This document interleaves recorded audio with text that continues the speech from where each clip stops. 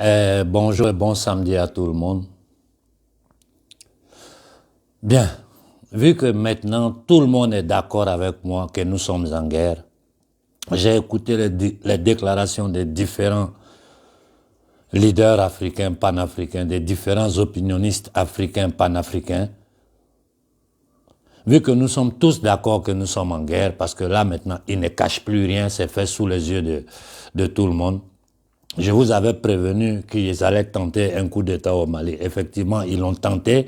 Ça n'a pas marché. Le coup d'État a été déjoué. Et je vous dis, ils ne vont pas s'arrêter. Il faut que nous, les Africains, nous comprenions une fois pour toutes que c'est une question de survie pour la France. La France sans l'Afrique va s'écrouler. Ça, c'est clair. Et si la France s'écroule, c'est toute l'Union européenne qui s'écroule. Voilà notre condition réelle. Si la France s'écroule, c'est toute l'Union européenne en cascade derrière qui va s'écrouler. Donc c'est une question de survie pour ces nazis de l'oligarchie européenne. Aujourd'hui, les peuples occidentaux sont en train de se rendre eux-mêmes compte du banditisme, du vol, de tout ce que leurs gouvernements ont fait à leur nom. Quand ils ne sont informés de rien, ils ont été simplement manipulés par la cabale internationale et la cabale de chaque pays occidental. Voilà notre condition aujourd'hui.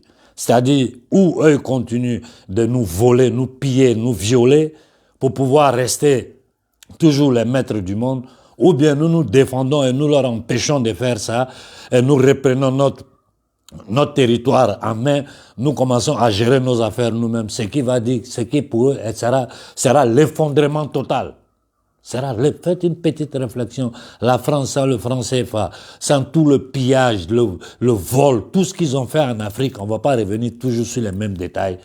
Qu'est-ce qu'elle va devenir? Un sous-sol pauvre à zéro.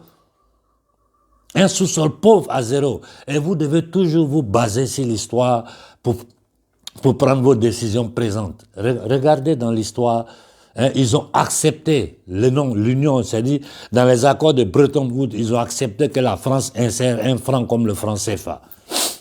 Ça doit nous faire comprendre que c'est pas seulement, c'est-à-dire ce n'est pas un petit problème de l'oligarchie française, c'est un problème de toute l'oligarchie globale, c'est-à-dire celle qui commande l'oligarchie française, c'est elle qui est propriétaire du franc CFA. Donc c'est les Rothschild qui sont propriétaires du franc CFA. Voilà la vérité. Les familles voleuses, criminelles, maçonnes, satanistes de France, ce sont ceux-là qui sont propriétaires du franc CFA. Ceux qui battent la monnaie sans aucune, c'est-à-dire les populations du monde ne comprennent pas beaucoup de choses. Parce qu'il suffirait simplement de comprendre le système d'émission monétaire pour que le monde entier se lève et on aille attraper tous ces gens-là pour les pendre. Parce que c'est du vol, c'est du pillage.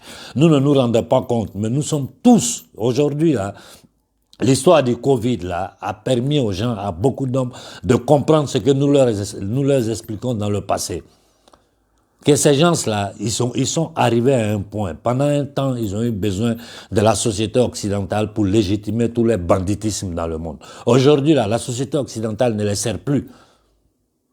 Parce qu'ils sont passés à un autre paradigme, le transhumanisme.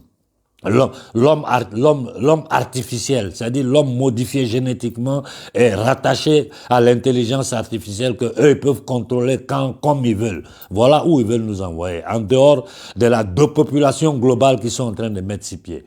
Donc en ce moment-là, vous avez vu, ils ont vu que Covid là, ça marche pas trop. C'est maintenant, ils disent, c'est vaccin de palu, ils vont nous envoyer. Nous avons affaire à des gangsters. Nous avons affaire à un gang international. Et je vous dis, en dehors du boulot que nos militaires font sur le terrain, la France ne s'arrêtera pas et elle va continuer à faire de faux coups. Donc, il est mieux que la société civile prenne la chose en main une fois pour toutes et on le fout dehors. Vous avez vu le sommet France-Afrique, du n'importe quoi, c'est-à-dire des vendus qui vont parler à notre nom, des gens que personne ne connaît dans la société civile. Pendant qu'ils font ça en France, ils font ça en Italie. Aujourd'hui, la France et l'Italie se permettent de prendre des décisions dans le dos des Maliens sans leur demander leur avis. L'Italie est gouvernée par une cabale criminelle international qui en ce moment est en guerre contre le peuple italien. C'est la même chose, idem en France. Moi je vous dis, il faut que la société civile prenne les choses en main et que nous demandons à la France de quitter l'Afrique. Voilà, je ne vais rien ajouter là-dessus. Avant de finir, je vais dire à la jeunesse burkinabé qui s'apprête à sortir le 30. Vous savez, dans ce combat-là, sans argent, on ne peut rien faire. Individuellement, on essaie d'aider les gens, mais en fin de compte, nous-mêmes, ça devient trop pesant pour nous. Donc, si j'ai un conseil à vous donner, aujourd'hui, nous sommes le 9, je crois, si je me trompe pas. Lancez une collecte, mais que ça soit une collecte claire, comme nous avons fait différentes fois pour des frères. Celui qui va s'occuper de ça doit permettre à tous ceux qui vont verser de l'argent de voir combien il y a dans la pagnotte. Donc, lancez une collecte claire, visible, où vous allez récolter, vous avez encore un peu de temps, jusqu'au 30, aujourd'hui est le 9. En 2 semaines, vous pouvez récolter beaucoup d'argent, hein, et puis utiliser ça pour faire les manifestations, pour payer les drapeaux, pour faire les trucs. Si vous le faites immédiatement, ça va vous empêcher de vous organiser et ça va vous permettre de vous organiser pour avoir du matériel. Je sais que les frères... Le frère Béhanzin, au nom de la confrérie des frères panafricains, vous donne des conseils en privé. Écoutez ses conseils parce que c'est un homme de terrain, il sait de quoi il parle. Moi, je peux seulement vous donner ce petit conseil-là pour vous faciliter le combat parce qu'avec une pagnotte, vous allez voir que c'est pas les Burkinabés, c'est toute l'Afrique qui va se mettre à vous aider économiquement. Sans argent, on ne peut pas faire ce combat. Donc voilà, je ferme ici en vous disant notre condition c'est ça, c'est une question de survie. Aujourd'hui là, tout le monde est en Afrique sauf les Africains. Tout le monde est là-bas, c'est pas parce qu'on nous aime, c'est simplement pour nos matières premières. Parce que celui qui va contrôler les matières premières stratégiques de l'Afrique aura le contrôle du monde. Ça c'est clair, il n'y a pas de débat là-dessus. Mais tout ça là, dans tout ça les Africains où ils sont, personne ne parle des Africains, chacun cherche sa part. Donc nous devons chercher à avoir des partenaires qui nous arrangent comme la Russie aujourd'hui.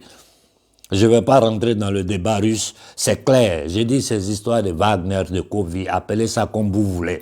N'importe qui, donnez le nom que vous voulez. Ils vont venir au Mali, ils vont aider le gouvernement malien à chasser les terroristes que vous avez placés là. Point. Il n'y a pas de débat là-dessus. Le colonel Koïta ne bouge pas tant que le Mali n'a pas retrouvé son intégrité territoriale. Point. Et puis, vous ne devez pas penser que ceux qui font la politique peuvent parler comme moi je parle. Si vous voyez que j'ai toujours refusé d'avoir un rôle officiel, c'est à cause de ça. Le sale boulot là, c'est nous qui devons le faire. C'est nous qui devons faire le sale boulot. Et c'est le boulot que nous sommes en train de faire, c'est-à-dire dénoncer, mettre la vérité aux yeux des gens. Donc toute l'Afrique doit s'apprêter. J'ai dit aux Nigériens, j'ai dit aux Ivoiriens, j'ai dit à tous, surtout aux Togolais et aux Congolais. Il est temps que vous vous organisez pour vous lever. Ces gens-là ne s'arrêteront pas. Ils travaillent in work in progress. Tant qu'ils n'ont pas, parce que c'est une question de survie pour eux. Si nous, on comprend ça, nous allons nous défendre. Et nous n'avons pas besoin d'armes. Les militaires font leur boulot. Mais la société civile, là, doit mettre la France dans les conditions de sortie, parce qu'elle ne pourra plus mentir à son peuple. Si tous les Africains défilent dans l'Afrique pour dire dehors la France, Macron et la bande de kabbalistes qui gouvernent la France ne pourront pas mentir. Levez-vous, mettez-vous sur pied. Vous allez voir cette fin de semaine, comment l'Occident va bouger ici. Comment les gens vont se mettre sur pied. Vous allez voir comment ils vont bouger. Nous devons toujours copier ce qui est bon chez les autres, pas ce qui est mauvais. C'est pas pour critiquer les groupes WhatsApp, Telegram, tout ça. Les discours là, c'est bon. Passons à l'action. C'est le moment de l'action. Sinon, pendant que nous lançons les discours, vous avez vu les faux jeux, sommet français africain, sommet italien africain. Ces nazis d'Allemands là même se permettent de nous parler. Tout ça, ça doit s'arrêter. Et la société civile peut le faire. Il faut que nous nous mettons sur pied et cette histoire-là est terminée. Aux yeux du monde entier, ils seront obligés de reculer. Ils n'ont pas le choix. Ils n'ont pas le choix. Voilà pourquoi j'insiste sur ça. Il faut prendre les comptoirs coloniaux partout où vous pouvez. C'est une question d'organisation et de détermination. Voilà, bonne fin de semaine à tout le monde.